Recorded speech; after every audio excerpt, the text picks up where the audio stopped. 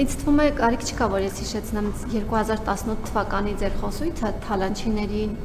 պատժելու եւ օրինակ Սաշիկ Սարգսյանի ունեցվածքը բերելու, քանի որ դուք համարում եք, որ նա 50-50 է արել, փայը մտել, մարդկանց կեղեքել է, բայց վերջերս դատարանը մի որոշում կայացրեց, որը առնվազն հարցեր է առաջացնում։ Սաշիկ Սարգսյանի կալանքի որոշումը վերացվեց, հետո դատախազությունը իհարկե Վճռաբեկ բողոք ներկայացրեց եւ կրկին դատարանը մերժեց։ Խնդրում եմ մեկնաբանել ձեզ համար ընդունելի է արդյոք, որ դուք հիմա որոշել եք օրինակ Գագիկ Ծառուկյանին, այսպես ասած, կուլակաթափ անել, քանի որ նա մասնակցել է ընտրություններին, այսպես է մեկնաբանվում, իսկ օրինակ Սաշիկ Սարգսյանը, որ ձեզ համար ընտրությունների ընթացքում համարում եք թիրախներ, հիմա այսպես ասած ինքը դուրս է մնացել այս ամենից։ Մյուսը պարոն Հաշնյան, ընտրություններից մեկ օր առաջ ձեր այս ելույթը հրապարակելու համար կարող ենք կանխել պատերազմը, որի արդյունքում մենք ունենայինք այս նույն վիճակը, իհարկե առանց զոհերի։ Այս ձեր ելույթը հրապարակելու համար քաղաքացիական պայմանագիր կուսակցություն ինձ դատի է տվել, ոչ միայն սրա համար, այլև եւս երկու հրապարակման համար։ Մյուս հրապարակումը վերաբերում էր նրան, մի լուսանկար է հրապարակել, երբ զոհված զինծառայողների մարմինները նետվել էին Դիահերձարանի նկուղում եւ օրեր շարունակ մնացել էին այնտեղ ճանճերի մեջ։ Դրա համար է դատի տվել եւ Վալոդիա Գրիգորյանի սպանության վերաբերյալ տեղեկությունը, այսպես փաստերը հրապարակելու հետ կապված։ Ես ուզում եմ իմանալ արդյոք խորհրդակցել են ձեզ այդ ընդհանուր որոշումը է դա թե ոչ, որովհետեւ առնվազն տարակուսելի է, որ ձեր ելույթի համար ինչը փաստ է, արձանագրված է, ձեր ելույթի համար կարող է քաղաքացիական պայմանագիրը ինձ դատի տալ։ Շնորհակալ եմ։ Տարակուսելի է ձեր ասածը, որ այս ելույթը հրապարակելու համար հիմա ասենք չտեղեկացված դիտորդը կմտածի, որ դուք ինչ որտեղից այդ ելույթը հանել հրապարակել եք, այդ ելույթը հրապարակված է, ենթադրում եմ այդ թվում իմ YouTube-յան եւ Facebook-յան էջերում, ինչ նշանակում հրապարակված ելույթը հրապարակելու համար։ Լսեք, դրա ընտրություններից առաջ, հետո, հիմա, 5 տարի հետո, 6 տարի հետո այդ ելույթը իմ պաշտոնական YouTube-ի էջում դրած արնելու։ Հա?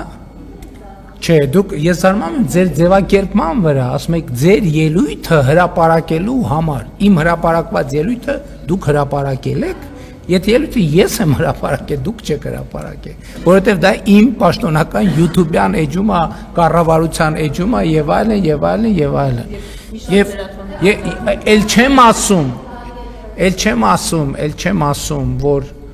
չեմ պատկերացնում, որ Հայաստանի Հանրապետությունում կա մարդ, ով տեղյակ չի իմ այդ ելույթի մասին,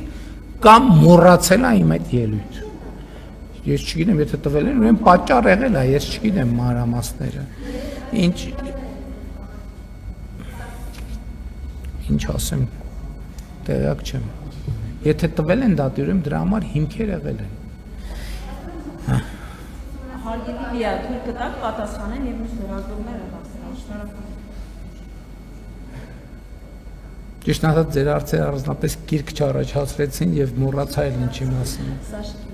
Հա, Սաշիկի մասին, Սաշիկը դեռևս 2018 թվականին 29 միլիոն դոլար է վերադարձրել եւ այդ որ ասում եք դուս ոչ մեկ դուս չի մնացել, չի կարա դուրս մնա, ոչ մեկ,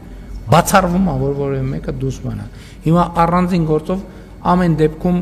կարա 10 հատ գործ լինի, մի գործով կարան այս որոշումը կայացնեն, մի գործով են, ել չեմ ասում, ես ասել եմ որ դատա իրավական համակարգի հետ կապված խնդիրներ եմ տեսնում։ Դատա իրավական համակարգը հենց ժողովրդի կամքը չի սպասարկում պատշաճ ձևով, ես եւ ես այդ խնդրեմ եմ տեսնում։ Կարդարացնել, կազատնել, հələ մի հատ էլ բան կարող է մեր վրա էլ պարտավորություն դնեն, ասեն ոնց բան թալանվածը պետք է դուք վերադարձնեք բաներին, թալանչին, չեմ զարմանա, բայց ձեր ակնարկը, այդպես ակնարկ չկա։ Եթե ձեզ որևէ մեկը կասի, որ ես կամ մեզնից որևէ մեկը որևէ այդ կատեգորիայի մարդու հետ որևէ կոմպրոմիսի է գնացել, ուրեմն դա կարելի է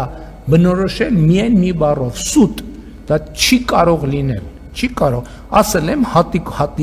հետ ենք բերել, ասել եմ ոչ մի ձուկ եւ ոչ մի մուկ չի պլստալու, ոչ մեկ չի պլստալու։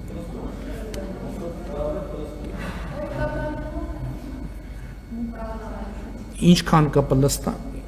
կարան 1 պլստան, 2 պլստան, 3 պլստան չեմ պլստալու, ոչ մեկ չի պլստալու։ Եվ process-ները ակնհայտորեն իմիջայլոց դուք բացեր մոտ հարց չի ծագում,